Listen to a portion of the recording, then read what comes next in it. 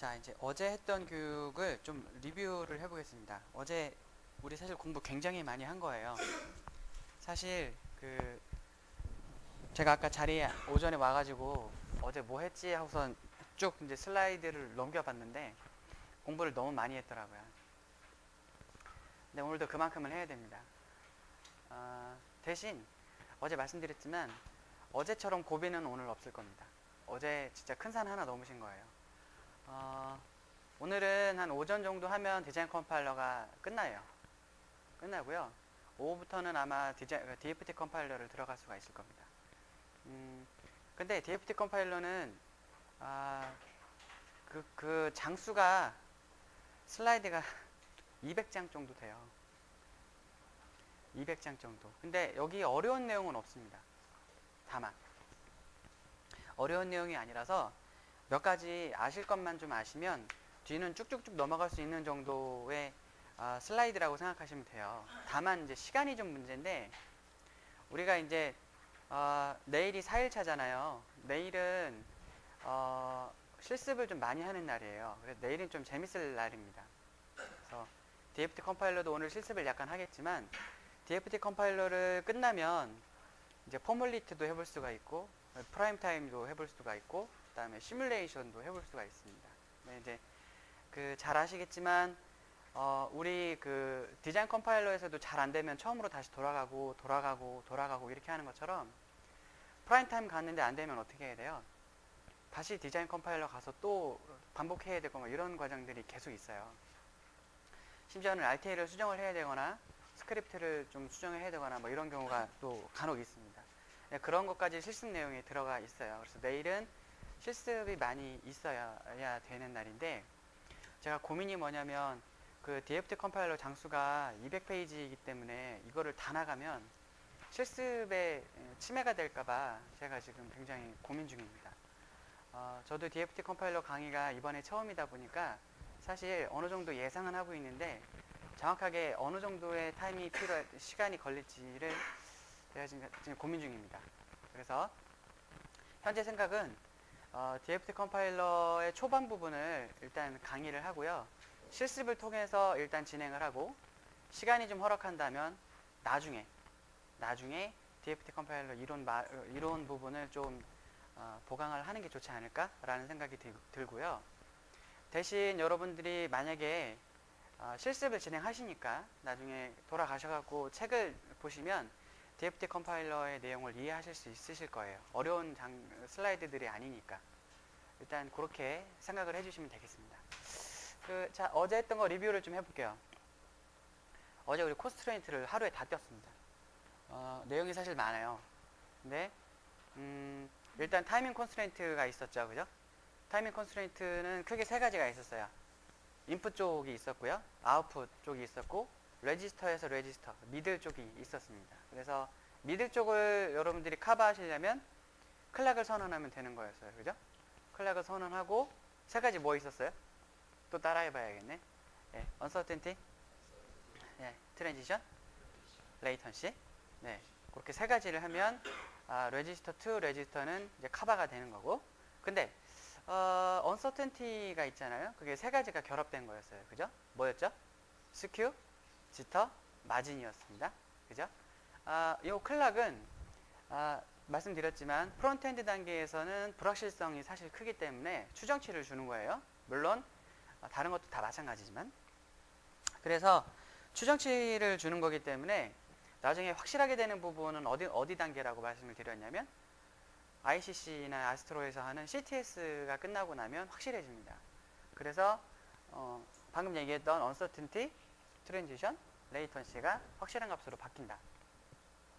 대신 이렇게 확실하게 하려면 어떤 명령을 줘야 되냐면 set propagated clock이라는 커맨드를 주시면 된다라는 겁니다. 클락은 그렇게 정리를 하고요. 인풋 딜레이하고 아웃풋 딜레이가 있었죠, 그죠? 인풋 딜레이하고 아웃풋 딜레이는 포트 바깥에를 뜻하는 거라고 말씀을 드렸어요, 그죠? 그러니까 패스는 이제 앞단에 뭔지 모르지만 앞단의 클락, 플립플롭의 클락에서부터 내 디자인의 첫 번째 클락의 D까지인데, 근데 우리가 스펙으로 주는 콘스트레인트는 완벽하게 포트 바깥에를 뜻한다라고 말씀을 드렸습니다. 그렇게 정리하면 타이밍 컨스트레인트가 끝나는 거죠. 그 이외에 뭐가 있었죠? 환경적인 environmental attribute가 있었는데 일단 센 맥스 에어리어가 있었고요. 그거는 이제 보통 0으로 한다고 말씀드렸고, 그리고 PVT 코너가 있었죠, 그죠?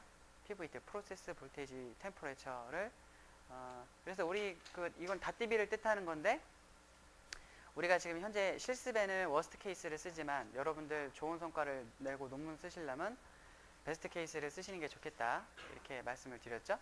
그리고 닷DB 안의 내용을 우리가 쭉 살펴봤는데 그 안에서도 좋은 거, 중간 거, 나쁜 거가 또 있었어요. 하나의 닷DB 안에서도. 그래서 가급적 여러분들은 좋은 거에 좋은 거를 쓰십시오. 이렇게 말씀을 드렸죠. 네. 그렇게 하면 일단 그 컨스트레인트에 대한 내용은 끝났습니다. 그리고 그 뒤에 배운 게 컴파일에 대해서 배웠어요. 컴파일은 투패스 컴파일이 있다고 말씀을 드렸어요. 그래서 처음 하고 그 다음에 인크리멘탈을 해라 라고 말씀드렸죠. 그리고 리포트 타이밍 하는 게 순서다. 더 정확하게 얘기하면 컴파일을 한 다음에 바로 이어서 하는 건 스펙에 맞춰서 컴파일이 됐는지 안 됐는지를 보는 리포트 언더바 컨스트레인트라는 게 있었습니다. 그 다음에 타이밍만을 좀 자세하게 보기 위해서 리포트 타이밍이라고 하는 커맨드가 있었죠. 그래서 거기까지 어제 우리가 다 살펴봤습니다. 얘기하는 데는 이렇게 짧은데 왜 이렇게 슬라이드가 많은지 모르겠어요. 그죠? 알고 나면 별거 아닌데요. 그리고 여러분들 가셔서 그 예제를 받아서 이제 다시 펼쳐서 다시 이제 스크립트 파일이나 컨스트레인트 파일 보시면 아시겠지만 너무 짧아갖고 허무하실지도 몰라요. 그러니까 그 실제 커맨드는 되게 라인 수가 적은데 내용이 많으니까 그게 좀 고통스러워가지고 어제 좀 힘들었던 거죠. 네. 자, 이제 오늘은 앞에 보시는 이제 컨스트레인트 부분에 대해서 조금 더 세심하게 들어가는, 여러분들이 가장 궁금해하시는 게이티드 클락과 분기된 클락에 대해서 오늘 나오고요. 그 내용에 대해서 조금 더 자세하게 들어가겠습니다. 오늘 이 내용을 여러분들이 배우시면 우리 현재 탑.con이 아니라 .solution 탑.con이 있잖아요. 그거대로 여러분들이 기술을 하실 수가 있고 만드실 수가 있고요. 그렇게 되면 진짜로 제대로 된 합성 결과를 여러분들이 얻어낼 수가 있겠죠. 자, 여러분들 눈빛에서 조금만 하고 쉽시다는 그 느낌이 많이 있어요. 그래서 조금만 하고 일단 쉬겠습니다. 첫 시간은.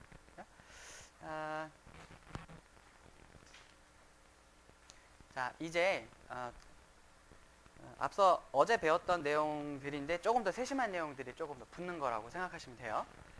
자, 일단 클락 피리오드를 설정을 이제 하는데 사실은 클락이 한 가지 종류가 아닐 수 있어요. 그죠? 한 가지 종류가 아닐 수가 있어서 여기다가 이 클락은 내 나름대로 이름을 부여할 수 있다라는 얘기입니다. 이름을 부여할 수 있어요. 그래서 마이너스 네임을 붙이면 이렇게 이름을 부여할 수가 있고, 우리 예제 같은 경우도 이 마이너스 네임 한 다음에 메인 클락이라고 대문자로 이렇게 되어 있습니다. 왜 메인 클락이라고 해놨냐면 누가 봐도 메인 클락인 것처럼 느껴지게 하려고 제가 대문자로 메인 클락 이렇게 이름을 지어 주었어요. 별거 아니죠. 그냥 이름만 이렇게 지정할 수 있다라는 얘기입니다. 그래서 클락이 굉장히 일단 많은 경우, 그러니까 포트로 들어오는 클락이 일단 많은 경우에는 이렇게 이름을 부여하시면은 좀 더 포트만 봐도 알 수가 있겠지만 따로 이렇게 별칭을 줄 수가 있다라는 얘기입니다. 그래서 이렇게 이름을 주는 경우에는 나중에 이제 get port 클락이라는 게 아니라 get 언더바 클락이라는 커맨드가 있어요. get 언더바 클락이라는 커맨드를 통해서 이름을 이렇게 내가 줬던 이름을 그대로 활용할 수가 있습니다. get 언더바 클락이라는 게 사실은 굉장히 유용한 커맨드예요. 교육 자료에는 많이 소개가 안 되지만 여러분들이 실제 하실 때는 get 언더바 클락이라는 커맨드가 유용할 거고, get 언더바 클락이라는 커맨드를 쓰기 전에 일단 클락 선언 시 마이너스 네임이라는 거를 해주시면 그렇게 클락을 이렇게 주물럭주물럭 하실 수가 있겠다라고 생각하시면 됩니다. 자, 그리고 여기에 보이는 슬라이드는요, 보통 이제 피리오드를 2로 설정하면 보통 그러니까 1나노마다 라이징 클락이, 그러니까 라이징 폴링이 된다고 생각을 하는데, 이거는 내 나름대로 조절할 수가 있다는 얘기예요. 보통 0에서 올라갔으면 1에서 내려와야 되는데 0.6에서 폴링이 되게 이렇게 만들 수가 있다라는 얘기입니다. 이렇게 해도 가능한데, 뭐 이렇게 클락 만들면 네, 좀 특수한 경우 빼고는 이거 별로 사용할 일이 없겠죠. 마이너스 웨이브 폼은 많이 안 쓰실 수도 있습니다. 어쨌든 이런 게 있으니까 참고하시고, 자, 여기 지금 이 그림의 네거티브 클락 앞단, 그러니까 FF2가 네거티브 클락으로 액티브 되는 녀석인가 봐요. 네, 이런 경우도 이렇게 연결되는 경우에 웨이브 폼을 쓸 수가 있는데, 뭐 이런 것도 가능하대요. 네, 첫 번째 나오는 숫자가 라이징 엣지가 언제 되는지인데, 이거를 밀어서 0.4, 그 다음에 폴링을 1.4로 만들고 피어리드를 2로 유지하는, 이렇게 해도 만들 수 있는데, 이걸 왜 해야 되는지 모르겠는데 어쨌든 그냥 쓰세요. 저거 없이 그냥. 어쨌든 이런 기능까지는 가능하다라는 건데 추천하는 건 아니에요. 자, 그리고 라이징 폴링을 연속으로 만들 수도 있다. 이렇게 지정할 수도 있다 라는 얘기죠. 그렇게도 가능하고. 자, 그리고 이거 어제 처음 배웠던 거 똑같이 한 번 더 올려놓은 거고요. 특별한 내용 없습니다, 여기에는. 근데 이제 인풋 딜레이에 대해서 뭔가 얘기를 또 하려나 봐요. 그래서 처음 나온 거예요, 다시. 자, 이런 게 가능하다. 어제 없었던 옵션이 있죠? 클락 언더바 4이라고 하는 옵션이 하나 있어요. 이거는 인풋 딜레이니까 뭔지 모르지만 앞단에 오는 녀석이 뭔지를 알았고, 내가 하다 보니까 내 앞단에, 그러니까 이런 거예요. 그러니까 이게 제가 했던 게 마이 디자인인데 이분이 제인 디자인을 짰어. 근데 이 사람은 네거티브 엣지로 동작하는 녀석을 짰다고 하더라. 그러면 이제 문제가 생길 수 있으니 저 마이너스 클락 4이라는 걸 사용을 하면, 그쵸? 해결을 할 수가 있다라고 하는 옵션이다라는 거예요. 근데 사실 이걸 잘 보시면, 이 그림을 그려놓고 잘 보세요. 그럼 이게 얘는 이제 네거티브 엣지 트리거드니까 이게 클락이 이렇게 쭉 가고 있고 다 이게 동기되어 있는 상태니까요. 이 상태에서 1.0에서 폴링이 되고, 그렇죠? 여기가 1.0으로 1.0 되는 시점에 얘가 동작을 하고요.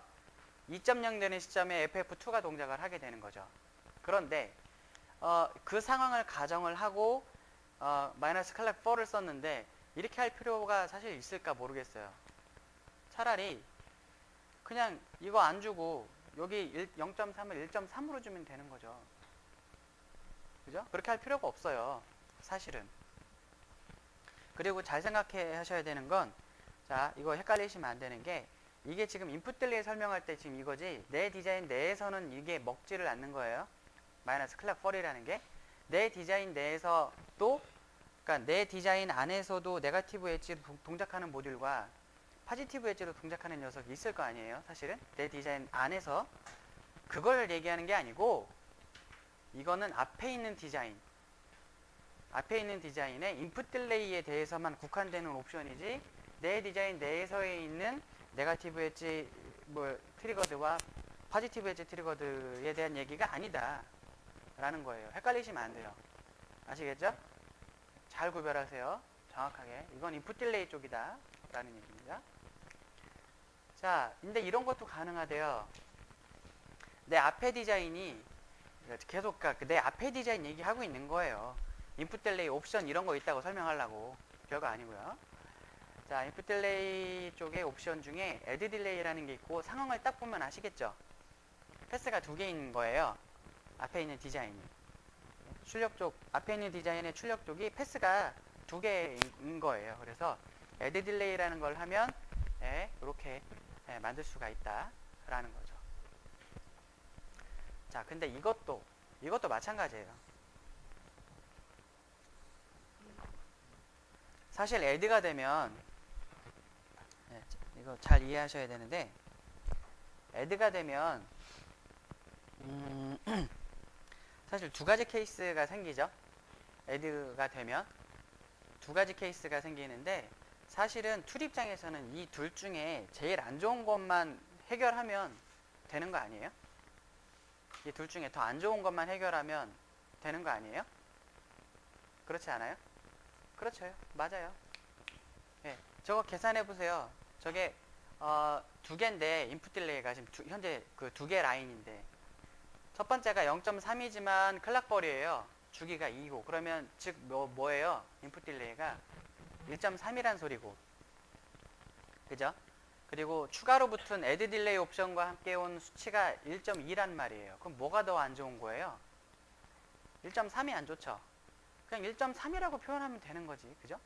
아니면 그냥 두 번째 라인만 쓰던지. 맨 마지막은 사실 안 써도 되는 거예요. 더 안 좋은 녀석만 써도 되는 거예요, 사실은. 근데 add 딜레이를 해서 조금 더 표현하고 싶다라고 할 때 툴도 알아서 1.3을 기준으로 얘가 계산을 해줍니다.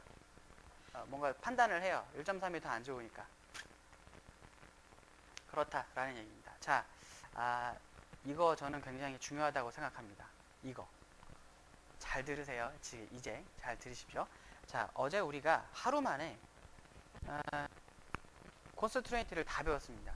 그러니까 우리가 타이밍 콘스트레인트 할 때, 타이밍 콘스트레인트 얘기할 때는 우리 인풋 딜레이를 수치적으로 줬고요. 그 다음에 조금 더 지나서 우리가 드라이빙 셀이라고 하는 녀석을 배웠어요. 그죠? 셀 딜레이는 뭐에 영향을 받는다고요? 어제 또 배웠는데 또 따라해 봐야지. 인풋 트랜지션과 인풋 트랜지션 따라해 보세요. 인풋 트랜지션, 아웃풋 로드. 네, 그 인풋 트랜지션과 아웃풋 로드에 대해서 그렇게 두 가지가 정해지면 그거에 맞춰서 셀 딜레이가 결정이 돼요. 셀 딜레이가. 그래서 인풋 쪽에는 셋 드라이빙 셀 또는 인풋 트랜지션이 오니까 그죠? 그러니까 즉 인풋 쪽에 여러분들이 이렇게 두 개를 줘야 된다는 뜻이에요. 결국 정리를 하자면 종합적으로 이해해보면 이렇게 두 가지가 오겠죠. 어떤 A라는 거에 대해서 타이밍도 줘야 되고 실제 이제 인바이러먼탈한 것도 줘야 되니까 이렇게 두 개가 온다고요. 그럼 이거를 종합적으로 생각했을 때 어떻게 우리가 이해를 해야 되느냐? 이거 사실 이 두 개 다 딜레이에 대한 얘기인 거예요, 사실은. 그죠? 그래서 이거를 잘 설명하고 있는 그림이 이거라고 저는 생각을 해요. 그림에 보면 딱 알 수 있듯이 여기가 A가 오다가 언제 이게 올라가기 시작을 하냐면 0.6일 때 올라가기 시작을 하죠. 근데 얘가 이 그래프가 이렇게 대각으로 올라가고 있는데 얼마나 샤프하게 올라갈 것인지 얼마나 느리게 올라갈 것인지에 대해서는 드라이빙 셀이 결정을 하는 거예요. 이해가 되시죠? 이 드라이빙 셀이라는 게 결국 트랜지션 하는데 얼마나 걸리느냐를 뜻하는 거니까 어쨌든 딜레이는 먹고 그리고 거기에서 트랜지션이 되는 정도가 어느 정도냐라는 걸 뜻하는 게 인풋 트랜지션 또는 셋 드라이빙 셀이다 라고 이해하시면 되는 겁니다. 이해가 되시죠? 대신 이거를 할 때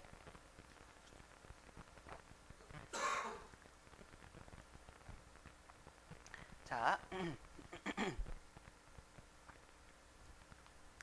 근데 이 말이 굉장히 중요해요. 이 말이 여기 보시면 트랜지션이 언제 시작을 해요?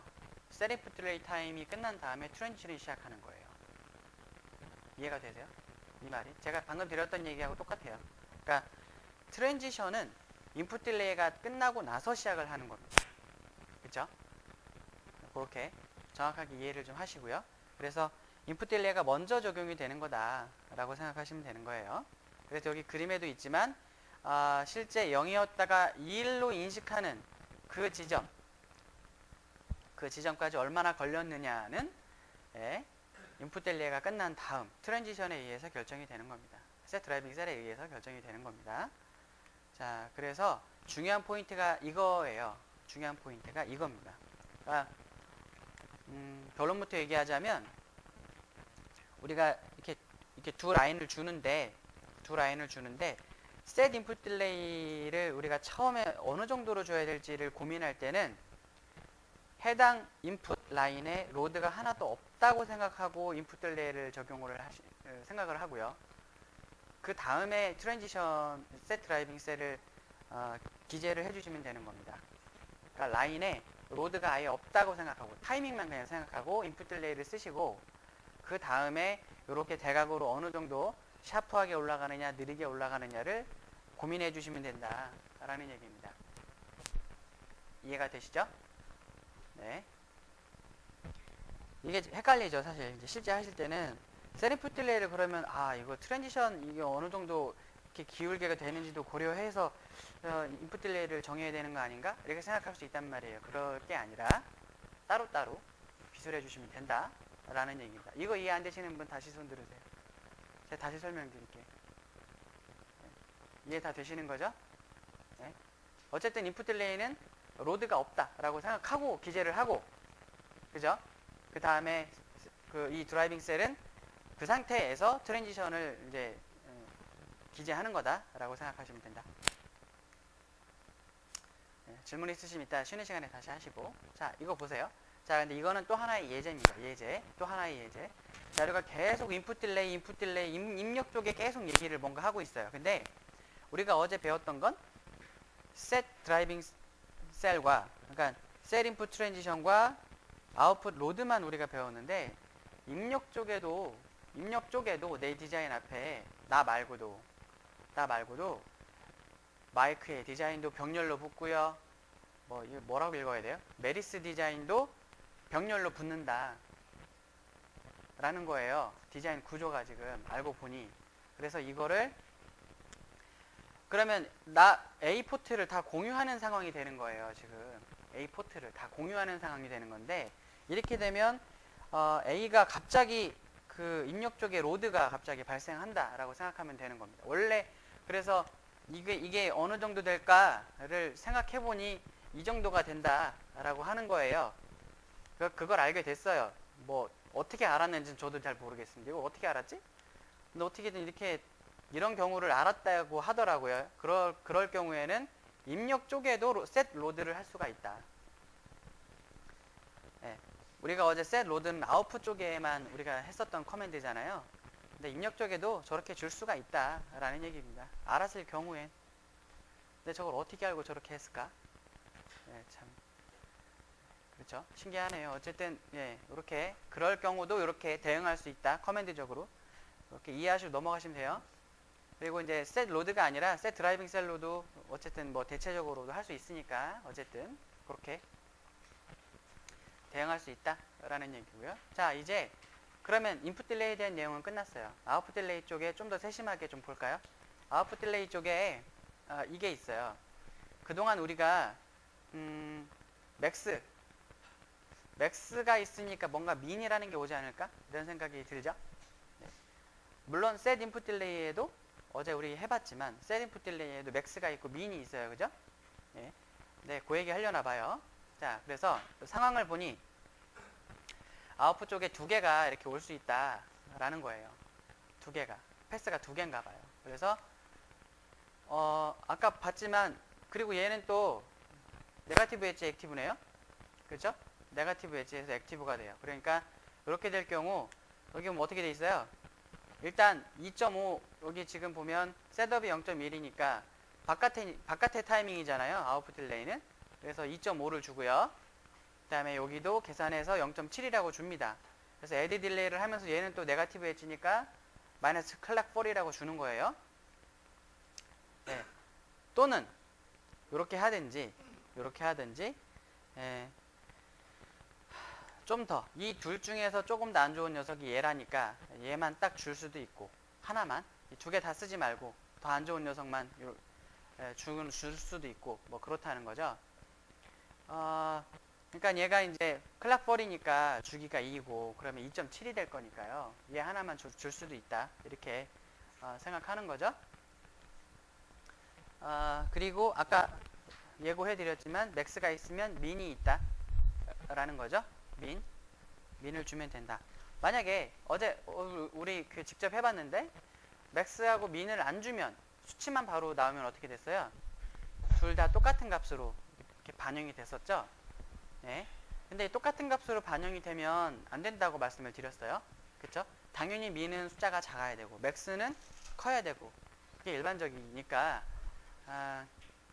물론 100% 안 된다고 볼 수는 없는데 맥스하고 민을 주려면 확실하게 숫자를 구분해서 주세요. 크고 작게 이렇게 주십시오. 자, 끝났고요. 네, 또 이제 다른 얘기 할게요. 이제 간단하죠. 어려운 내용은 특별히 없죠. 이제 네. 그러니까 어제 큰 산을 하나 넘은 겁니다. 자, 이제 요 얘기 한번 드려볼게요. 자, 이제 그 바깥에 로드가 사실 얼마나 있을지 알 수가 없어요. 네. 사실 이거 모르잖아요. 이거 모르잖아요, 사실. 바깥에 로드가 얼마나 될지 모른단 말이에요. 근데 갑자기 큰 게 올 수도 있고 작은 게 올 수도 있고, 근데 이걸 어떻게 대응을 할 수 있을까에 대한 고민이에요. 그래서 그걸 잘 모르니까 이런 커맨드를 쓰면 유용하다라는 얘기입니다. 여기 지금 isolate 언더바 포트라는 커맨드를 쓰면 여기에 아이솔레이션을 해줄 수 있는 버퍼가 들어간대요. 끄트머리에. 그래서 너무 큰 로드나 뭐 그런 거에 영향을 받지 않도록 아이솔레이션을 위한 작업이 된다. 이건 그냥 갖다 쓰시면 돼요. 그러니까 저 커맨드를 보면 그냥 이거 아이솔레이션 해주는 거네 라고만 생각하시면 되고, 타입도 지정을 할 수가 있으니까 뭐 원하시는 대로 골라 쓰세요. 아무거나. 이게 끝입니다. 자, 요까지만 할까요? 일단 첫 시간은 가볍게. 자, 10분 있다가 하겠습니다. 큰일이네요. 제가 하는 게 강의가 어제 말씀드렸지만 제가 제 거 들으면 참 졸린데 큰일입니다. 여러분 지금 아주 라이브로 졸리겠죠? 큰일이에요.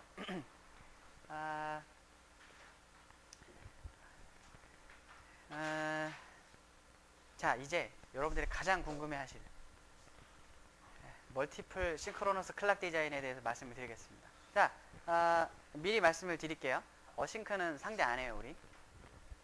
어싱크는 우리랑 상관이 없어요. 아시겠죠? 싱크로너스한 것만 생각합니다. 그러니까 뒤에 나오는 슬라이드들이 클락이 뭐 몇 개가 나오든 전부 다 얘네들은 다 동기다 라고 생각하시면 됩니다. 도메인 자체가. 그래서 여기 화면에 있는 것처럼 오실레이터 하나에서 다 분기가 되거나 아니면 어떤 로직에 들어가서 다 똑같이 다 동기가 된 상태에서 이렇게 분기가 되는 거다 라고 생각하시면 됩니다. 그게 여기는 클락 A, C, D, E가 있고 그게 전체 칩에 쭉 이제 퍼져 있을 텐데, 내 디자인 같은 경우는 이렇게 연관이 되어 있다. 그림과 같이 라고 생각하시면 돼요. 그림을 잘 이해하셔야 되겠죠. 이건 탑셀이 아니라 내가 하고 있는 게 현재 그냥 일반 조그마한 모듈이다 라고 생각하면 되시는 거예요. 그렇게 이해하시면 되고요. 그래서 똑같은 클락에서 파생된 거예요. 전부 다. 그렇게 생각하시면 됩니다. 자, 그래서 이 그림에 따르면 이렇게 되는 거예요. 내가 지금 쓰는 클락과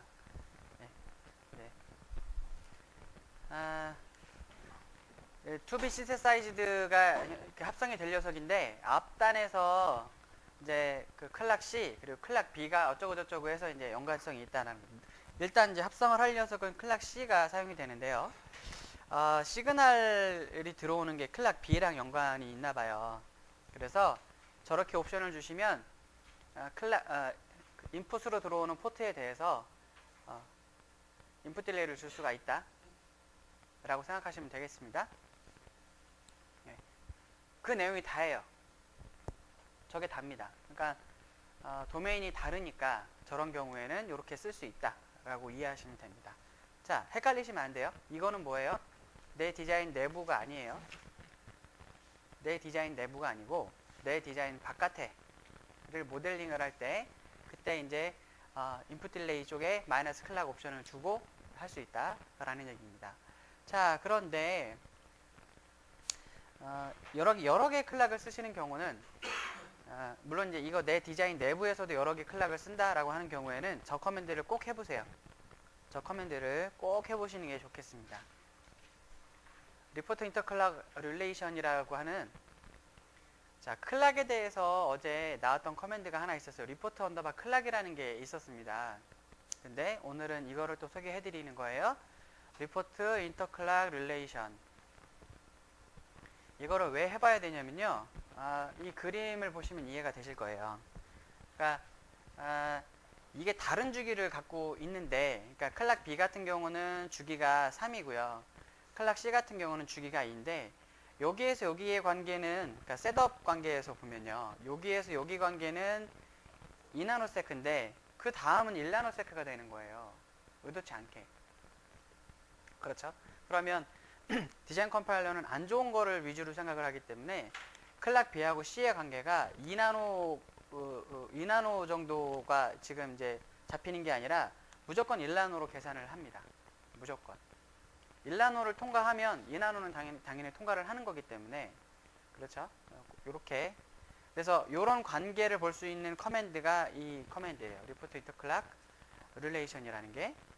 그래서 네, 그렇게 되는 거고요. 자, 이제 제너레이티드 클락을 좀 말씀을 드리겠습니다. 우리가 이제 기가헤르츠 또는 뭐 진짜 500메가 넘는 완전히 그 빠르게 동작하는 녀석을 우리가 이제 디자인한다라고 가정을 만약에 하면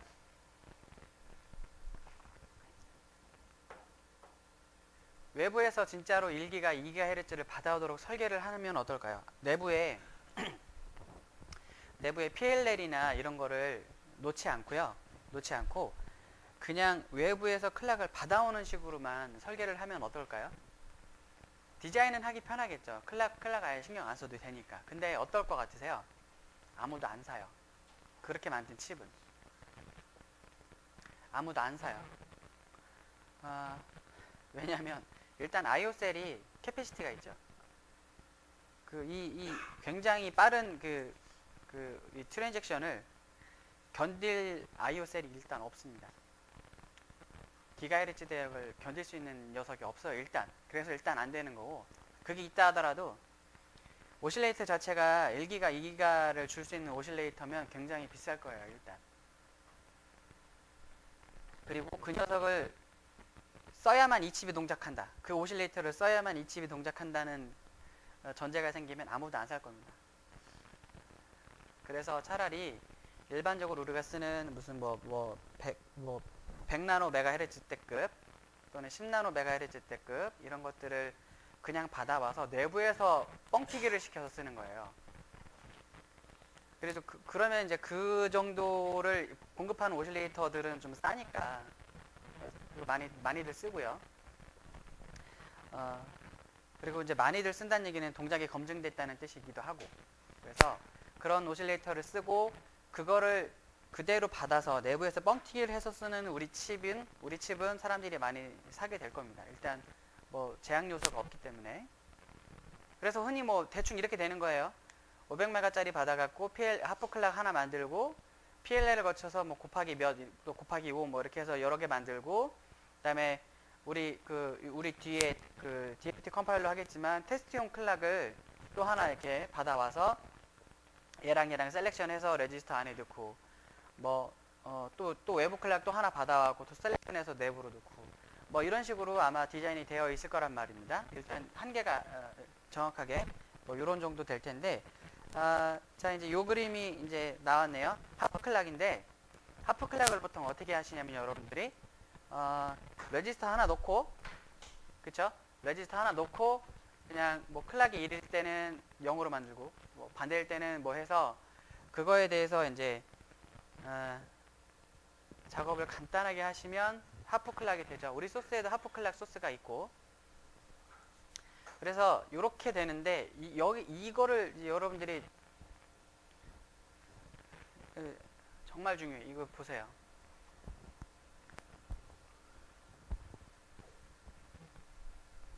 착각하시면 안 되는 거 잘 보세요. 다른 건 몰라도 돼. 이건 이해하셔야 돼. 자, 플립플롭이 있고 플립플롭이 있어요. 클락 단자가 있죠? 그쵸?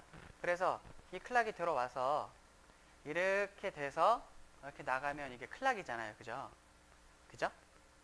그죠? 이거 클락 아니에요. 이 클락 아니라고요. 이거는 여러분들의 생각이지.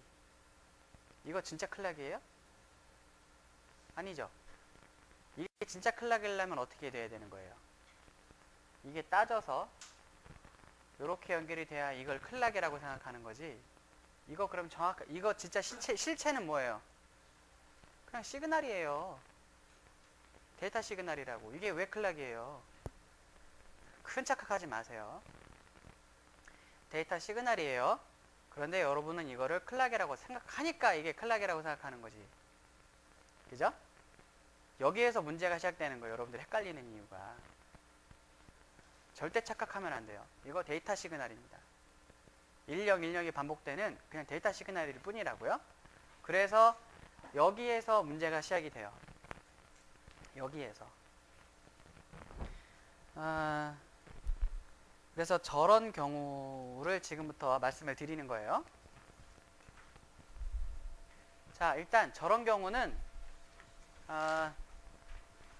실체가 시그널인데 실체는 시그널인데 이건 클락이에요 라고 하는 커맨드가 create generated clock이라는 겁니다. 이해가 되시죠? 대신 이거를 쓰는 방법이 너무 중요해. 이거를 쓰는 방법이 너무 중요합니다.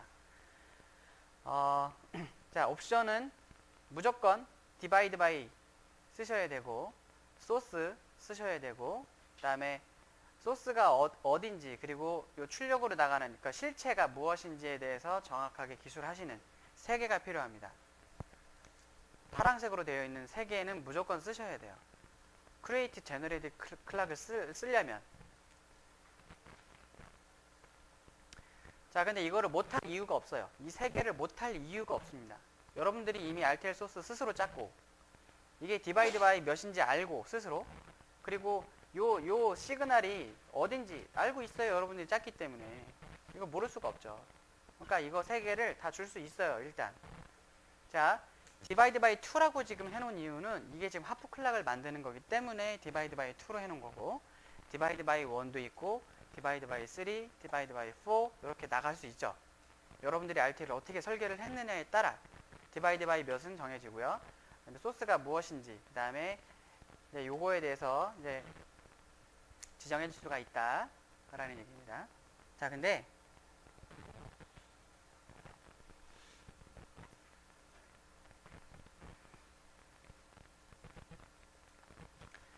자, 이제 여기 앞에 좀 보세요.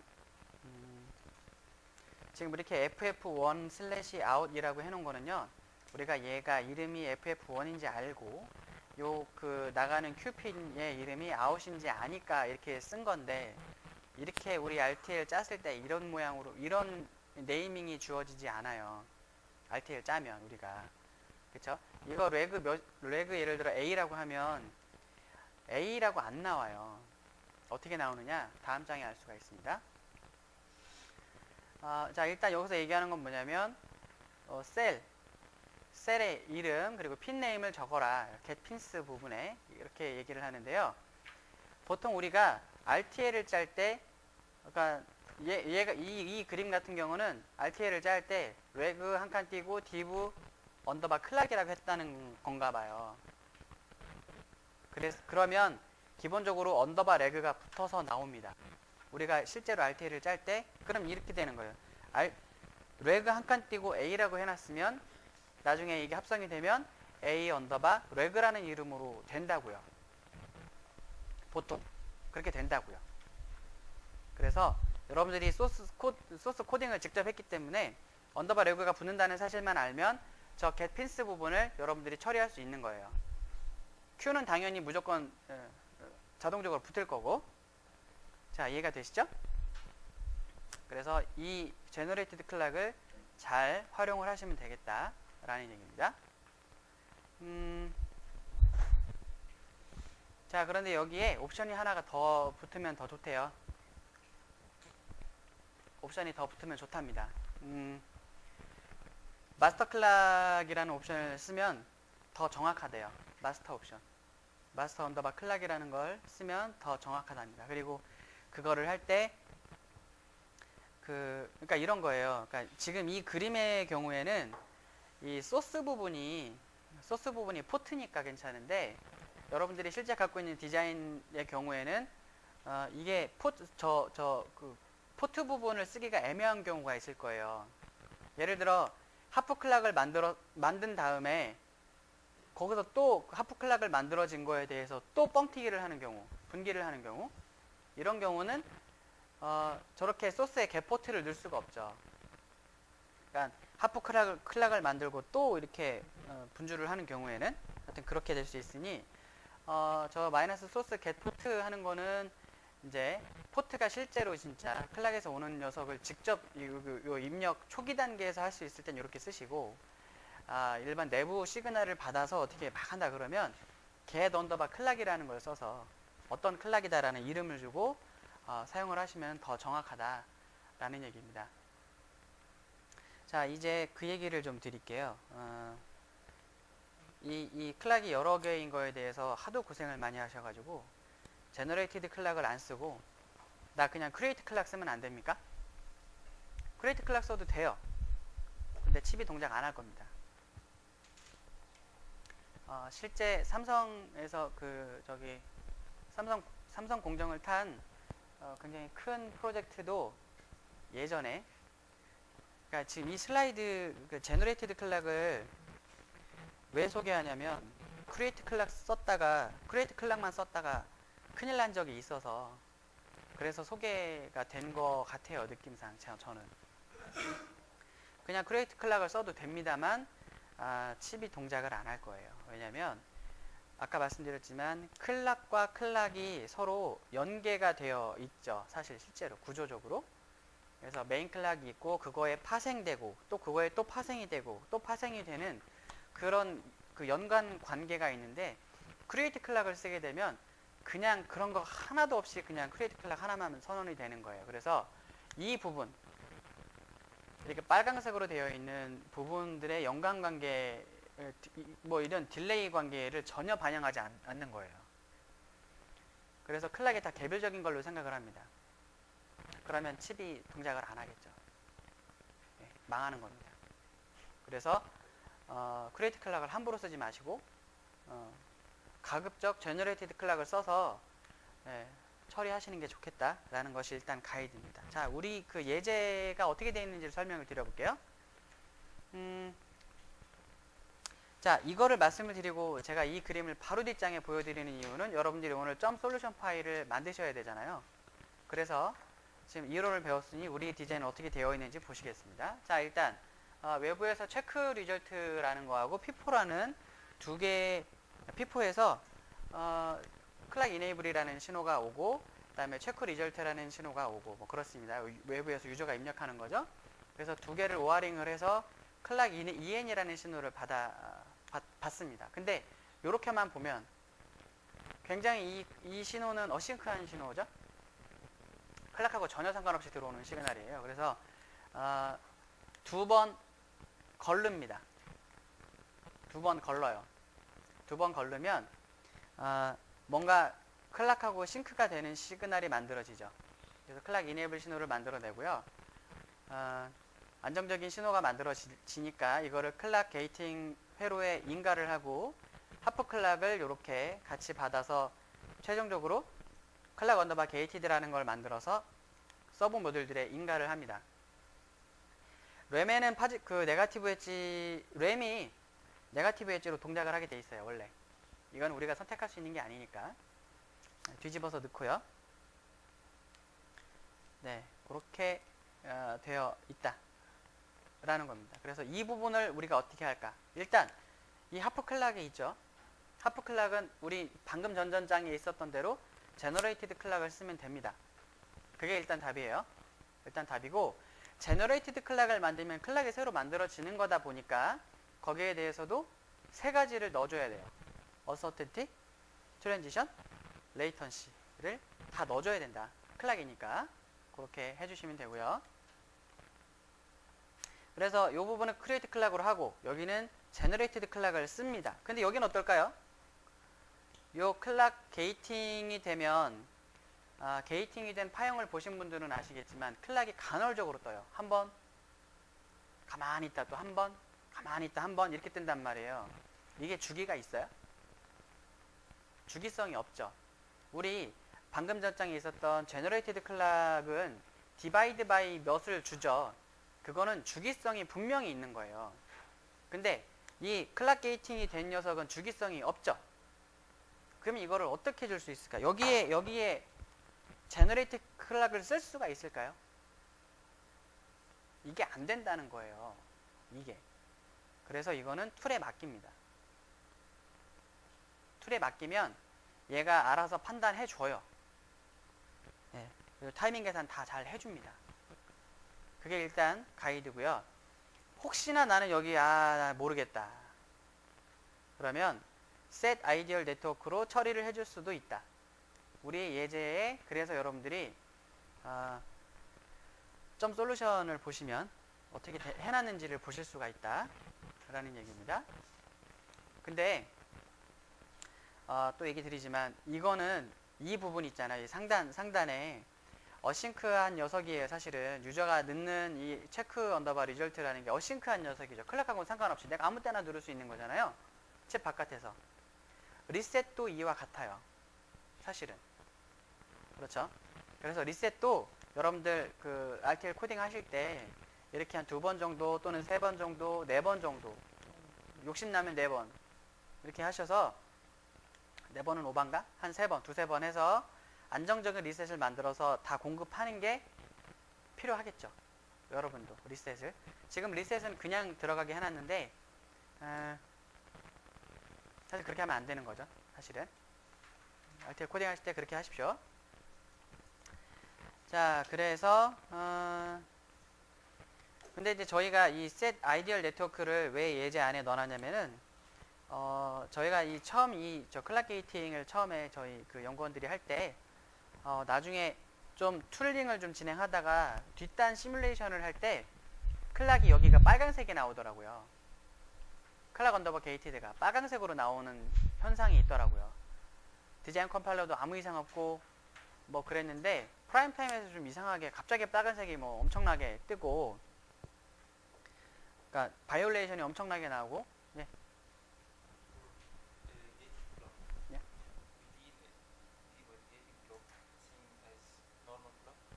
Normal clock? Yeah, like for getting clock gating, we use the generated clock, or we don't use. Yes. So to automatically think about that, So the timing. we don't use create generated clock, or we use it. For clock gating module. Yeah. We use it. We use No, this no, one. no, no, no. No use. No use. Yes. 자, 하던 얘기 계속 할게요. 자, 빨간색으로 뜨는 경우가 있었어요. 빨간색으로. 게이팅 클락을 쓰니까 갑자기 빨간색으로 시뮬레이션을 해보니까 빨간색이 뜨더라. 프라임 타임에서도 갑자기 여기에 마이너스 슬랙이 뭐 몇백이 나오고 막 이러는 경우가 있더라고요. 아무 이상이 없는데 아무 짓도 안 했고 그냥 갖다만 쓰고. 그러면 도대체 뭐가 잘못된 거지? 라고 하다가 저희가 아이디얼 네트워크를 부여해봤어요. 그랬더니 동작을 하더라고요. 그런데 정말 신기하게도 1년, 2년 뒤에 이걸 다시 아이디얼 네트워크를 빼고 해봤더니 돌아요. 참 신기하죠? 사실은 그게 왜 그랬는지 아직도 저희가 찾을 수가 없습니다. 혹시나 해서 제가 지금 말씀을 드리는 거예요. 이거 안 써도 돼요. 툴이 자동으로 계산해 줍니다. 근데 혹시나 랩실에서 하실 때 빨간색이 나온다면 여기를 set ideal network로 처리를 해서 진행을 할 수 있게 하면 된다 라는 얘기죠. 어차피 ICC 들어갈 때 아이디얼 네트워크는 다 제거하고 다 처리한 다음에 나중에 CTS를 통해서 다 넣고 또 시뮬레이션 마지막에 다 할 테니까 일단 프론트엔드 단계를 넘어가기 위해서 set ideal 네트워크 처리를 해야 될 경우도 발생할 수 있다 라고 이해를 하십시오. 자, 일단 툴이 알아서 자동으로 하는데 그렇다 라고 생각하시면 되고. 자, 다른 예제. 자, another example이에요.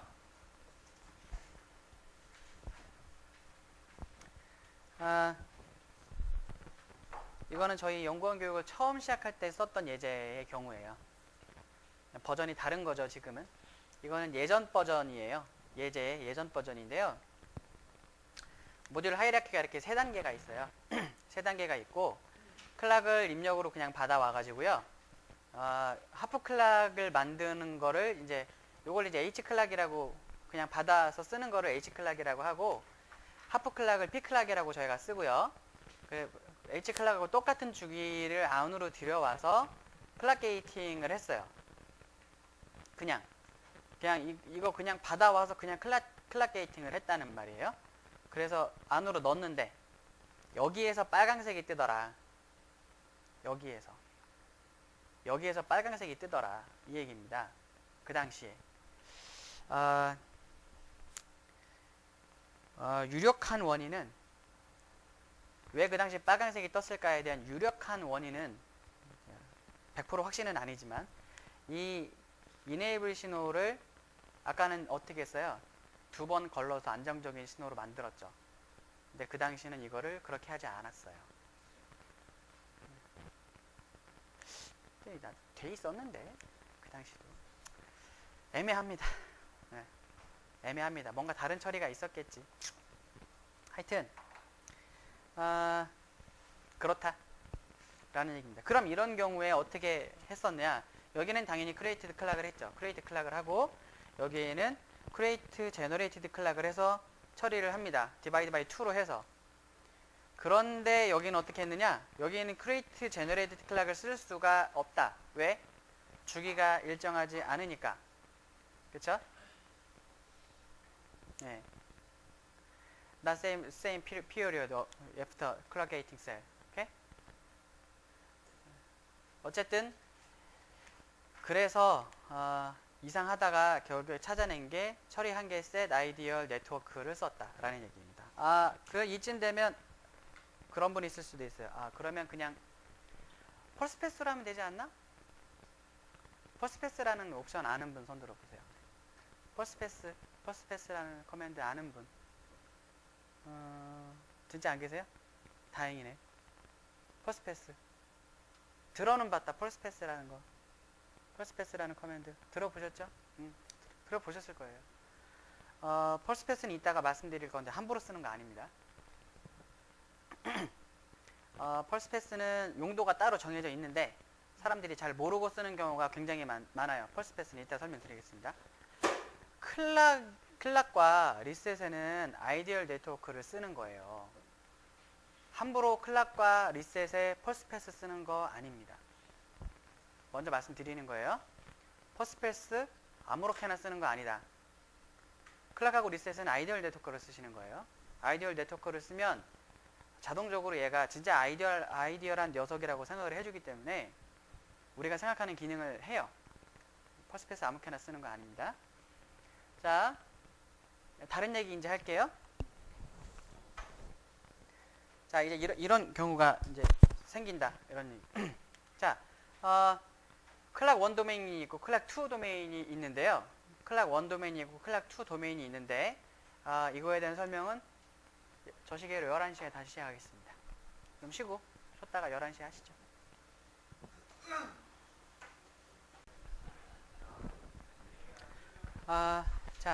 계속 진행하겠습니다.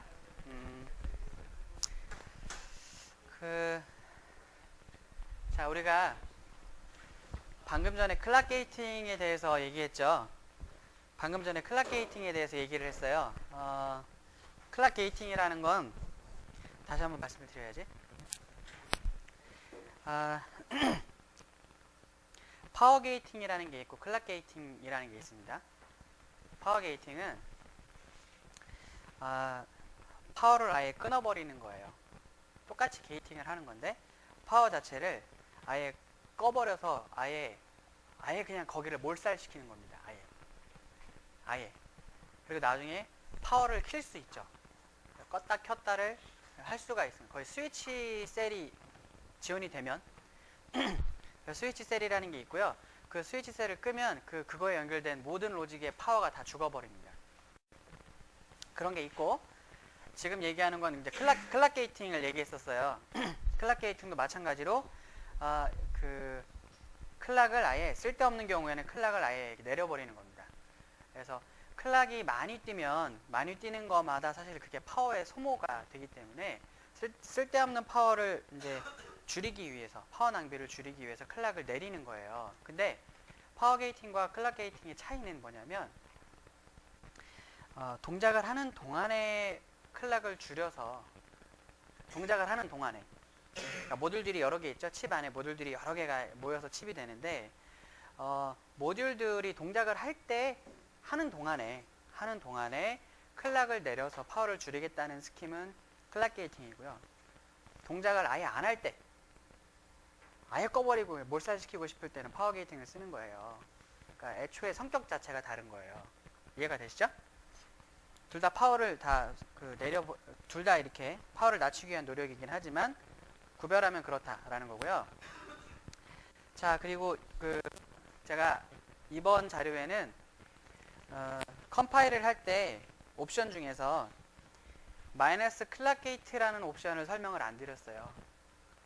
어제 뭐만 말씀드렸냐면 스캔, 뭐 바운더리, 뭐 리타임, 그다음에 인크리멘탈 뭐 이런 거 말씀드렸죠 옵션에. 근데 마이너스 클락 게이트라는 게 있습니다. 마이너스 클락 게이트. 그러면 얘가 판단을 해서 이 RTL이 클락 게이팅 방법을 써서 할 수 있겠다라고 판단되는 부분에 클락 게이팅 소자를 다 넣어줘요. 알아서. 예를 들어 여러분들이 RTL을 이렇게 짜요. 진짜인지 아닌지 보세요. 자, 보세요. always 골뱅이, 그죠? always 골뱅이 어떻게 써요? 포지티브 리셋 5와 포지티브 클락 괄호 닫고 다음 줄을 어떻게 써요? 비긴하고 그 다음에 if 한 다음에 예를 들어 a 괄호 닫고 그 다음 줄을 어떻게 해요? 뭐 리셋 하죠. 리셋을 먼저 하고 그 다음에 내려가서 리셋이 아닐 때 if 해서 a 뭐 이렇게 한 다음에 그럴 때 그 a 밑으로 내려가면 어떤 상황이 되는 거예요? 일단 포지티브 엣지 상황인데 a라는 시그널이 1이면 그때 무슨 동작을 하게 되는 거죠?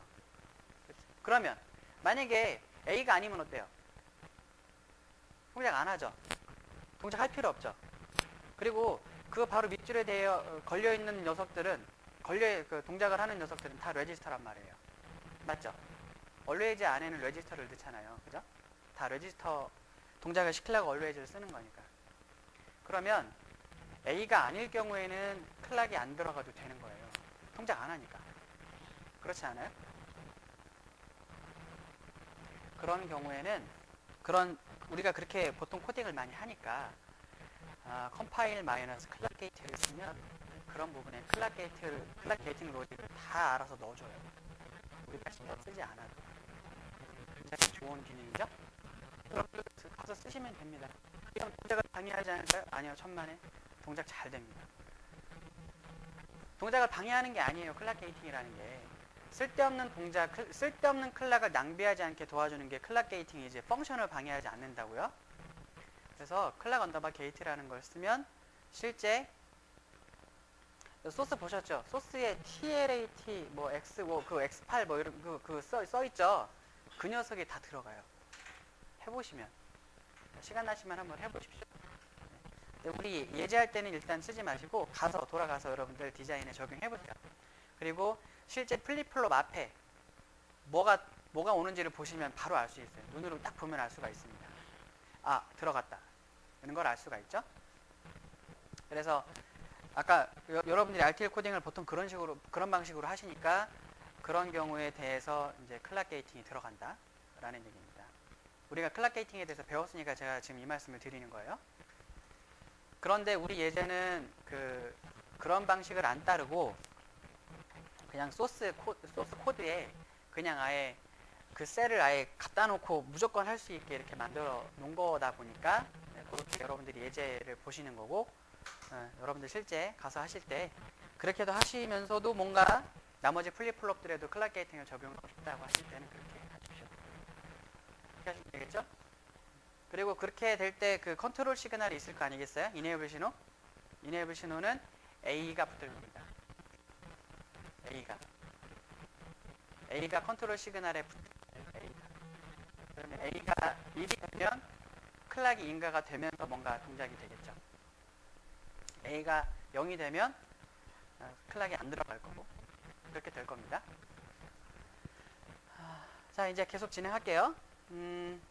자, 이제 이 얘기가 있어요. 이제 여기 보면 아웃풋 쪽에 먹스가 있습니다. 먹스가 있고 반대편에 이렇게 패스가 또 두 개가 있나 봐요. 패스가 두 개가 있는 경우에 여기에 지금 아웃풋 딜레이 하나 해놓고 여기 애드 이렇게 해놨어요. 근데 이렇게만 하면 이게 이제 클락 도메인이 1인데 1이 갔다가 클락 1을 쓰는 게 이거잖아요. 그래서 원래는 우리가 생각하기론 이게 같은 셀렉션 신호를 같이 이제 하고 있기 때문에 S가 이렇게 위로 올라가는 패스가 당연히 될 거라고 우리가 생각을 하고, T는 이렇게 밑으로 내려가는 클락 2를 쓰니까 클락 2 도메인이니까 클락 2 도메인을 쓰는 녀석에 이렇게 간다고 생각을 해요.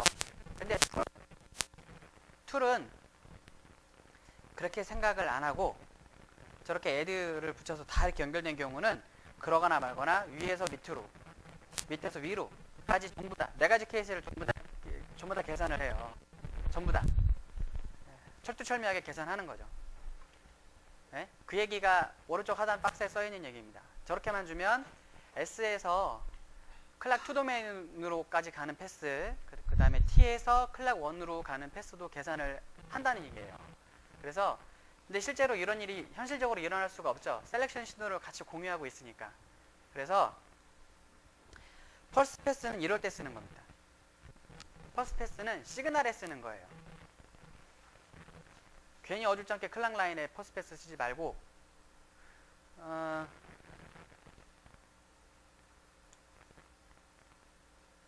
저런 상황이 될 때만 펄스 패스를 쓰는 겁니다. 무슨 얘기냐면 자, 이거 이해를 좀 잘 하셔야 돼요.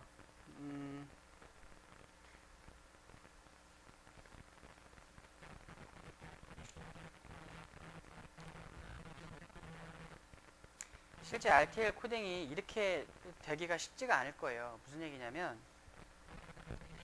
잘 보세요. 자, 위에 있는 녀석들은 클락 1으로만 동작을 하고 밑에 있는 녀석들은 클락 2로만 동작을 합니다. 그래서 서로 전혀 시그널이 서로 교차가 되는 게 전혀 없어요. 그렇죠? 클락 1은 클락 1끼리만, 클락 2는 클락 2끼리만 동작을 해서 마지막에 그냥 먹싱이 되는 것 뿐입니다. 중간 패스에 아무런 시그널의 연결 상태가 전혀 없는 거예요. 어쨌든 이렇게 되기가 쉽지가 않겠지만 이렇게 되는 거예요. 이렇게 되고 일단 그걸 전제로 합니다. 그렇게 된 상태에서 이렇게 뭔가 이쪽 패스는 안 보고 이쪽 패스는 안 볼 거예요. 그러니까 그 도메인이 완벽하게 분리가 되었으니 클락 1에서 2까지를 보지 않을 거예요 라는 뜻으로 펄스 패스라는 걸 사용하는 거예요. 그리고 마찬가지로 1에서 2를 안 본다고 했으니 2에서 1도 안 보겠다고 쓰는 겁니다. 그게 set 펄스 패스가 되는 거예요. 의미는 펄스 패스를 쓰면 여기서부터 여기까지의 도메인 간에 크로스가 전혀 없으니 패스가 아예 분리해서 보겠다 라는 뜻입니다. 타이밍을 보지 않겠다는 뜻이죠. 그럴 용도로 펄스 패스를 사용을 하고, 지금 이렇게 교육자료가 그림이 저렇게 되어 있는 이유도 그래서 그래요. 완벽하게 저렇게 분리가 되어 있고, 그죠? 완벽하게 서로 도메인이 다 분리가 되어 있고 내 디자인 내에서 바깥에도 전혀 그런 일이 없다 라고 하는 경우에 쓰는 겁니다. 쓸데없이 보지 말고 서로 분리해서 생각하겠다 라는 거고, 저거를 두 개 라인으로 하던지 아니면 대체적으로 사용할 수 있는 커맨드가 set clock group logically exclusive 라고 하는 거를 쓰면 똑같은 효과를 볼 수 있게 한다 라는 겁니다. 이해가 되시죠? 그런데 실제로 이렇게 되겠어요? 저렇게 되지? 저렇게 되겠죠? 실제로 시간이 왔다 갔다 한단 말입니다. 아, 저렇게 되면은 골치 아픈 거예요. 저렇게 되면 여러분들도 가급적 RTL 짜실 때 도메인을 분리하시는 게 좋겠지만 그렇게 하기가 쉽겠습니까? 저렇게 되겠죠. 그러면 어떻게 하는 게 좋아요? 충분치가 않으니까 이렇게 쓰세요. 스루 옵션을 넣으면 된다. 스루 옵션을 넣으면 된다 랍니다. 근데 이게 진짜로 이렇게 될지는 나중에 시뮬레이션에서 보면 되겠죠? 시뮬레이션에서 이렇게 보시면 되고, 자, 이제 이런 경우도 있을 수 있어요. 다른 얘기인데 아까 말씀을 드렸지만 이렇게 먹스가 와요. 바깥에서 클락이 오고요. 셀렉션을 이제 하는데 이렇게 들어가도 하나만 들어간다고 생각하지 않아요. 다 보는 거예요. 그러니까 1에서 1도 보고요. 2에서 2도 보지만 1에서 2, 2에서 1을 다 본다고요. 그래서 먹스가 있어도. 그래서 그렇게 하지 않게 하는 게 필요하니까 set false pass를 주시던지 아니면 아까 말씀드렸지만 logically exclusive를 주시던지 이렇게 주시는 게 좋겠다라는 얘기를 드립니다.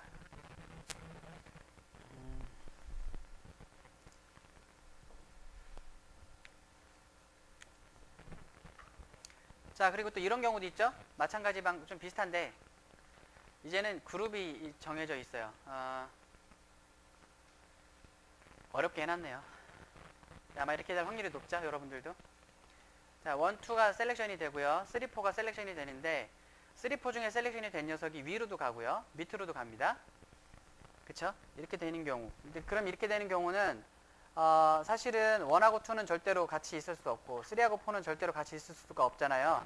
그래서 하단에 있는 것처럼 set false pass를 from to를 저렇게 하실 수가 있다. 일단은 그렇게 할 수가 있는데 여기 그렇게 하시던지 아니면 이런 커맨드를 써서 똑같이 효과를 누릴 수 있게 한다. 근데 이거는 다른 얘기인데요. 셀렉션이 공유가 되는 거예요. 지금 이 경우는. 그럴 때는 이렇게 쓰십시오 라는 얘기고요. 네, 여기까지가 이제 다 끝났네요. 그래서 이제 마지막 챕터로 들어갑니다. 거의 다 끝나가네요. 디자인 컴파일러가.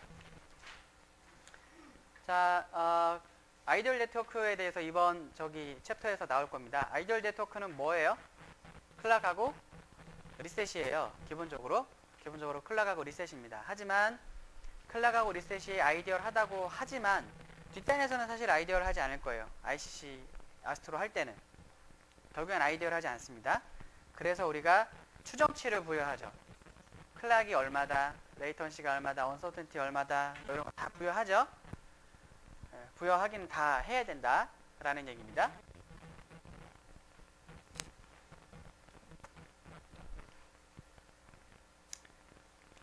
자, 넘어가 보겠습니다. 이제 하나 이제 보죠. 자, 클락은 아이디얼합니다. 근데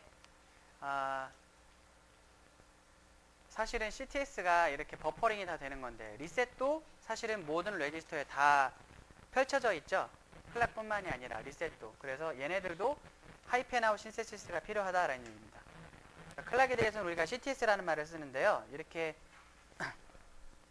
버퍼링이 많이 필요한 녀석도 리셋도 필요합니다. 이런 경우는 우리가 흔히 리셋을 포함해서 시그널까지 이런 경우가 필요하다면 하이펜아웃 신세시스라는 말을 써요.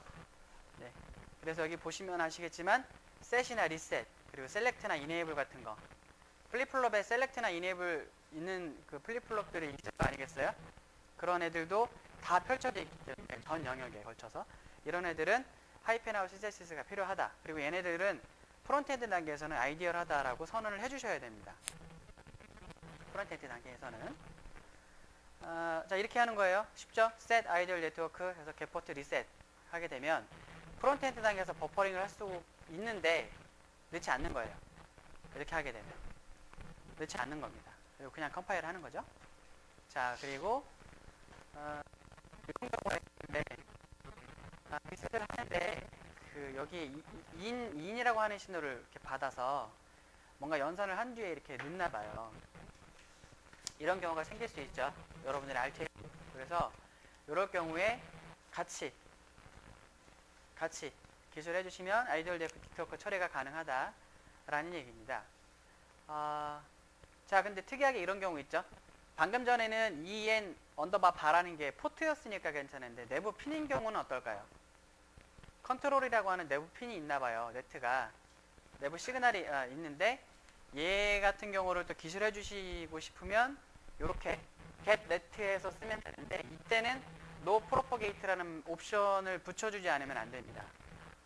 no propagate라는 옵션을 꼭 써주신 다음에 get net라는 거를 써주시면 같이 다 처리가 된다. 에러가 그래야 나오지 않습니다. 자, 그렇게 하고요. 자, 디자인 컴파일러를 끝나고 나면 출력으로 뽑는 게 뭐예요? 일단 게이트 레벨 넷리스트 뽑고요. 맵드 DDC 뽑죠. 그죠? 그런데 거기에 더해서 또 뭐를 뽑느냐? SDC 뽑죠. 당연히. SDC 뽑으면 뒷단에서 이용하니까. 그죠? 그리고 SDC는 끝까지 가는 겁니다. ICC에서 SDC를 받아오는 이유가 뭐예요? 스펙이니까. 스펙이니까. ICC가 스펙을 갖고 뭔가 해야 될 거 아니, 일을. 동일하게. 그래서 이 스펙을 지키기 위해서 SDC를 뒷단까지, 끝까지 다 가지고 갑니다. 자, 그런데 우리가 그 맵드 DDC를 뽑게 되면 IC 컴파일러에서 그냥 DDC만 읽어서 바로 작업할 수 있어요. 만약에 게이트 레벨 넷리스트를 IC 컴파일러에서 이용을 한다면 SDC를 같이 물려줘야 되겠죠? 그렇지 않으면 DDC만 가지고도 할 수 있다. 자, 여기에 두 번째 박스가 스캔데프 파일입니다. 스캔데프 파일. DFT 컴파일러를 쓰게 되면 마지막으로 나오는 녀석 중에 하나가 요 DF라는 파일인데요. 스캔데프죠. 스캔데프를 IC 컴파일러에서 같이 입력으로 받으면 그 플립플롭의 리오더링이라고 해서 펑션은 침해하지 않고 플립플롭의 그 위치를 바꿔요. 위치를 바꿔줍니다. 플립플롭의 위치를 바꿔줍니다. 스캔을 위한. 그러니까 이따 뒤에 설명을 드릴 건데 그 네거티브 엣지 그리고 파지티브 엣지 뭐 이렇게 우리 디자인 내에서 어떤 녀석은 네거티브 엣지로 동작을 하고 어떤 녀석은 파지티브 엣지로 동작을 하는 녀석이 있는데 이거를 이제 한 줄로 이렇게 쭉 이제 연결을 할 때 그 맨 뒤에 나와야 될 녀석을 맨 앞으로 옮기기도 하고 뭐 이런 리오더링을 합니다. 일반 펑션은 그대로 냅두는 거예요. 이렇게 엮는 순서만 바꾸는 거죠. 엮는 순서만 바꿔서 그렇게 해놓으면 ICC에서 그걸 그대로 읽어서 일렬로 잘 이렇게 할 수 있도록 리오더링을 해줍니다. 위치를 바꿔주죠. 그거를 할 수 있습니다. 그거를 위해서 DF라는 스캔데프라는 파일을 뽑아내죠. 자, SDC 뽑아낼 수 있는 커맨드가 이거고요. 스캔데프를 뽑아낼 수 있는 커맨드가 이겁니다. 자, 그리고 요게 중요하네요. 우리 그냥 어사인을 해서 요렇게 많이 쓰잖아요, 우리가. 알트에 설계 이렇게 많이 하죠. 많이 하는데 문제가 뭐냐면 이거예요. 첫 번째 줄, 두 번째 줄이 더 문제네요. 이거 다 문제긴 한데 입력으로 들어온 걸 그대로 뽑는 거예요. 입력으로 들어온 걸 아무런 거 없이 그냥 바깥으로 뽑는 경우가 생깁니다.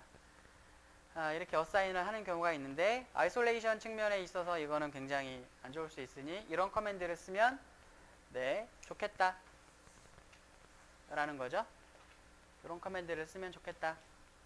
그냥 여러분들도 그냥 쓰시고 그냥 활용하세요. 네.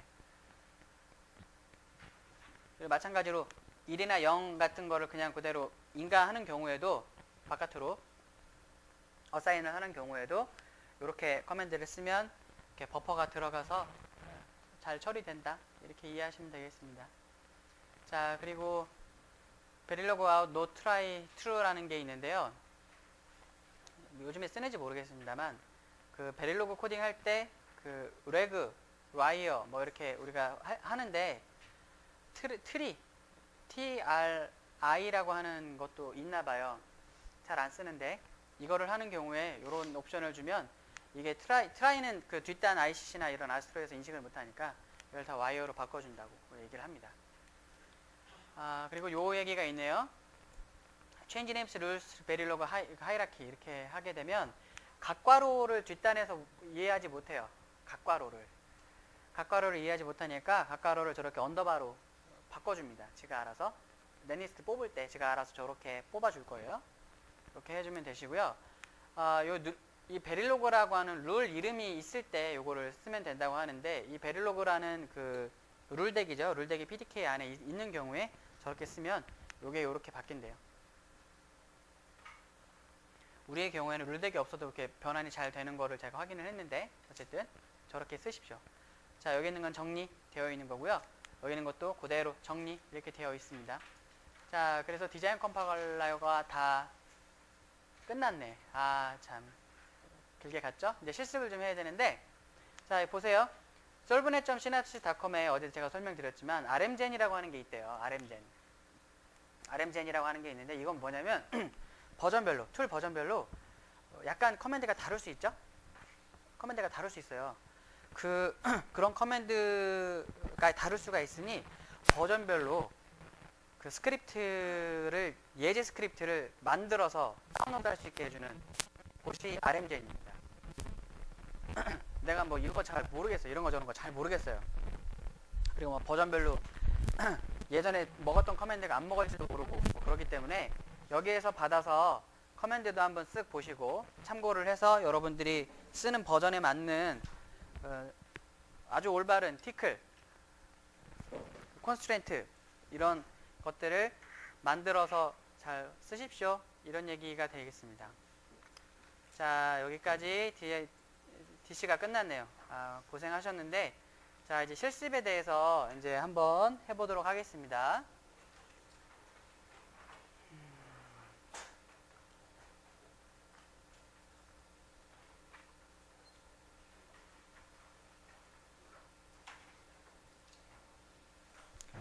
자, 우리 실습은요,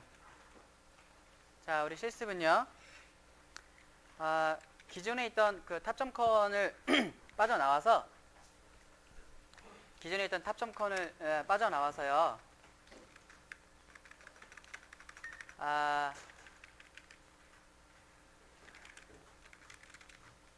지울게요.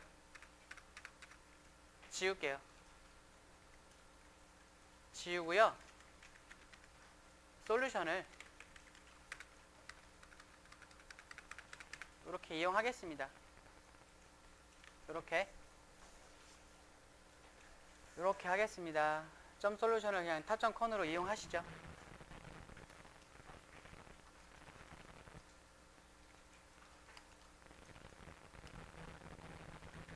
자, 그 다음에 탑점 컨을 열어서 보겠습니다.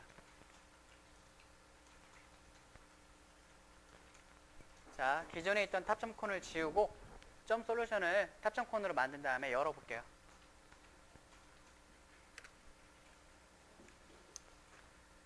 자, 어디가 제대로 처리가 된 거냐. 요 스페셜 클락 데피니션 쪽을 보시면 되겠네요. 자, 65행. 65행이군요. 65행서부터 한번 보십시오. 자, 이게 뭘로 되어 있냐면, 자, 이제 제너레이티드 클락을 만드는데요. 디바이드 바이 2로 하고요. 이름을 하프 클락으로 하고, 소스는 어디, 그 다음에 getPins에서 어디 이렇게 되어 있습니다. 자, 근데 getPins의 이름이 있죠? utab에 하프 클락 레그라고 되어 있습니다. 제가 창을 하나 더 열어서 소스를 한번 볼까요? 창을 하나 더 열어서 위로 2번 올라간 다음에 RTL 가가지고 탑점 V를 한번 열어볼까요?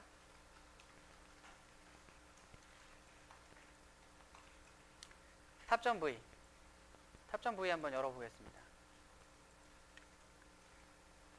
네, 다 열으셨죠? 탑점 V 가서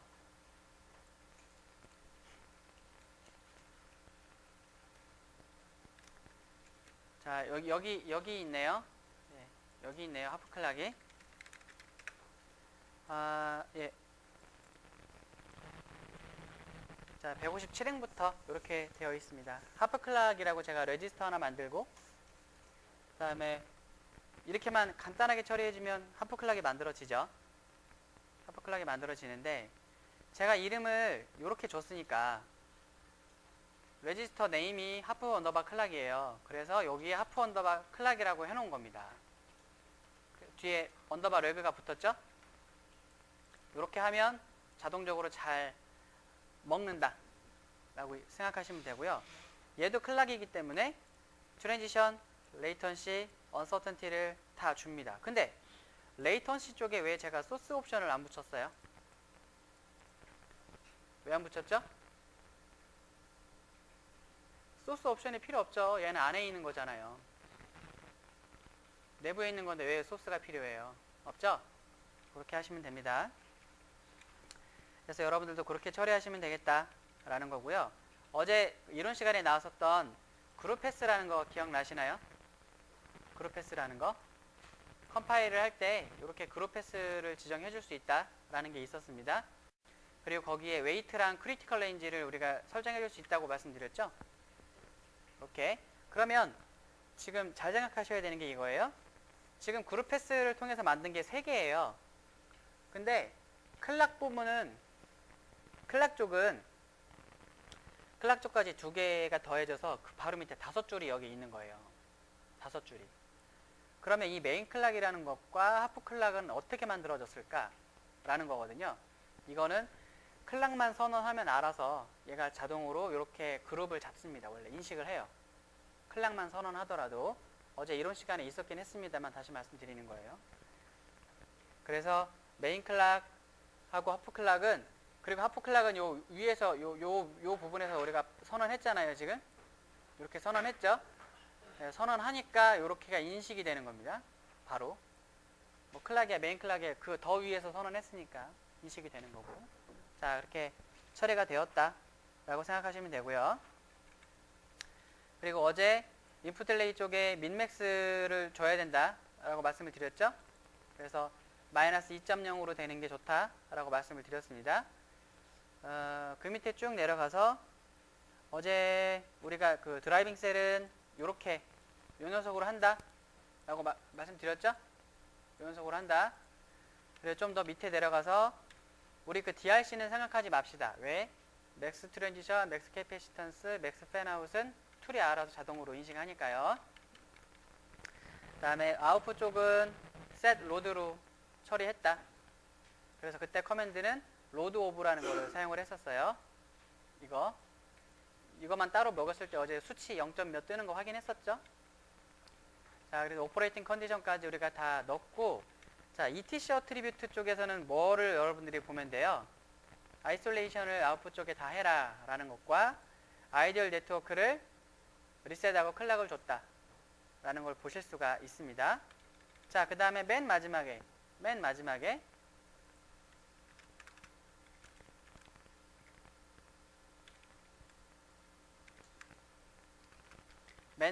이런 커맨드도 들어가는 거예요. 이것도 아까 이론 시간에 있었어요. 그대로 인서트 버퍼 하는 거다. 어사인 쪽 됐을 때. 자, 그런데 하나. 홀드 체크. 여러분들 잘 생각하셔야 되는 건, 우리가 인풋 딜레이에 민을 주죠. 인풋 딜레이에 민을 줘요.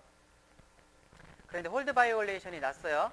디자인 컴파일러에서 리포트 타이밍 했는데, 그럼 어떻게 하면 될까요? 무시하시면 됩니다.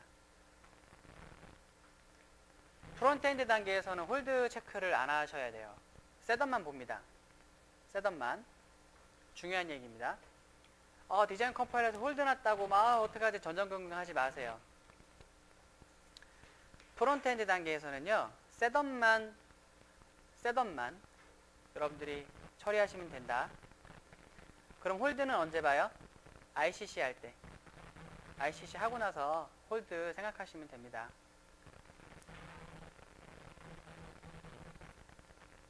더 정확하게 말씀을 드리면, 그 레이아웃을 하고 나면 셋업하고 홀드를 다 봐야 되는 거고요. 프론트엔드 단계에서는 셋업만 보시면 된다. 이 얘기입니다. 자, 되셨죠? 자, 이렇게 해서 탑정콘을 제대로 다 만들었습니다. 그럼 이제 우리가 할 일은 뭐예요?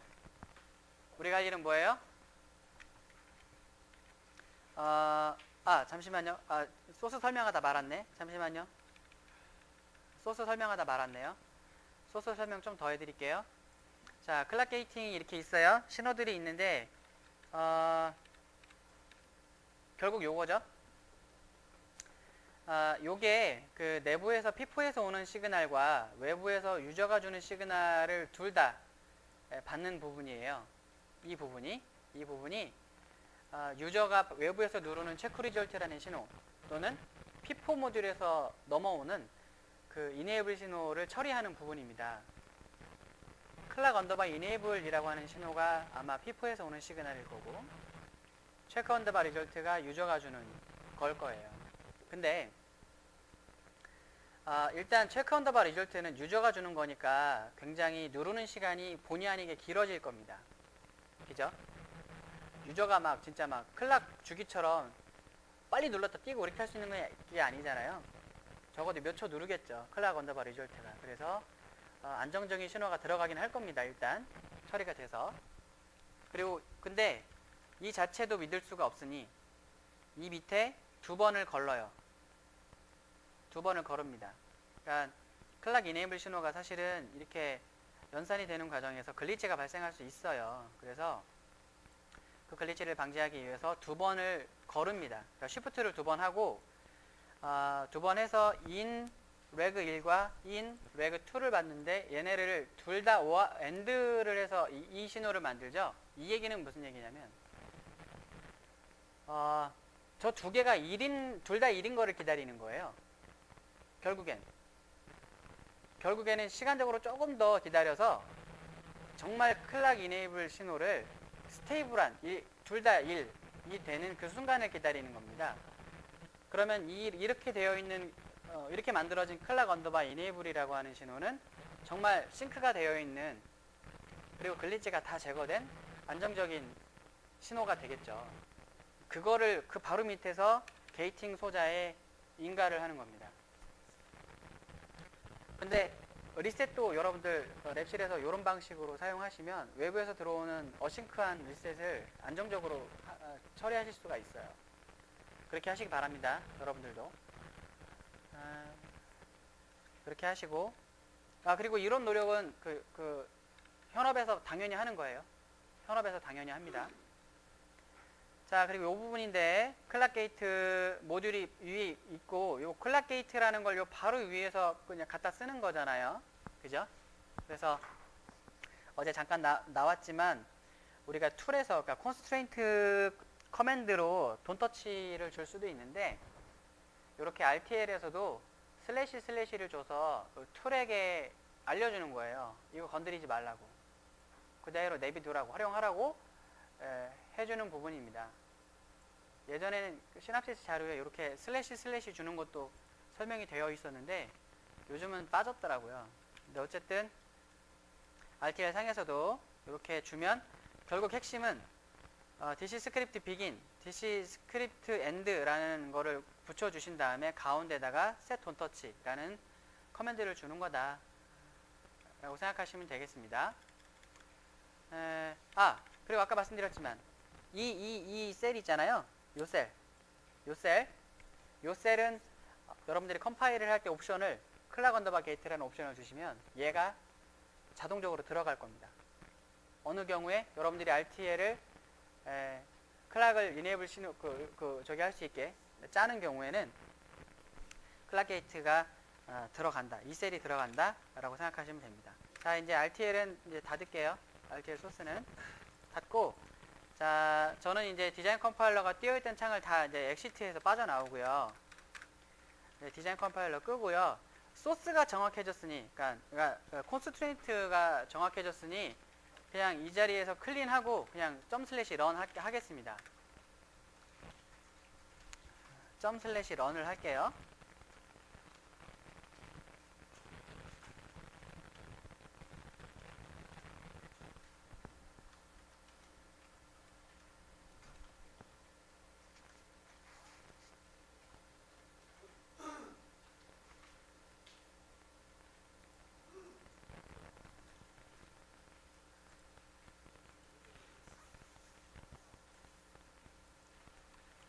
자, 잠깐 앞에 좀 보십시오. 자, 잠깐 앞에 보세요. 자, 실습 5번을 우리가 지금 한 거예요. 사실은 18페이지죠. 실습 5번을 지금 우리가 같이 한 거예요. 사실은. 그래서 빨강색으로 되어 있는 부분을 다 이미 한 겁니다. 다 이미 한 거예요. 이미 다 했으니까 여러분들이 이제 하실 일은 19페이지서부터 스스로 한번 해보십시오. 19페이지서부터 이제 GUI도 열어서 한번 보실 수 있어요. GUI도 열어서 보시고, 자, 그대로 따라갈 수 있게 제가 해드렸으니까요. 쭉 진행을 스스로 해보십시오. 그리고 GUI 구경도 좀 하시고. 자, 그리고 25페이지에 나와 있는 것처럼 GUI는 끄지 말고, GUI는 끄지 마세요. GUI는 끄지 마십시오. 실수로 끄면 다시 뭐 띄우면 되겠지만, 네, 툴 띄워놓고 이따 DFT 컴파일러가 된 거랑 비교를 좀 해볼 수가 있을 것 같습니다. 자, 실습 5번이 다 됐고, 제가 아직 아까 못 드린 게 하나 있나 보네요. 자, 콘스트레인트 폴더 다시 가서, 콘스를 다시 가서, 탑점컨을 다시 한번 열어보도록 하겠습니다.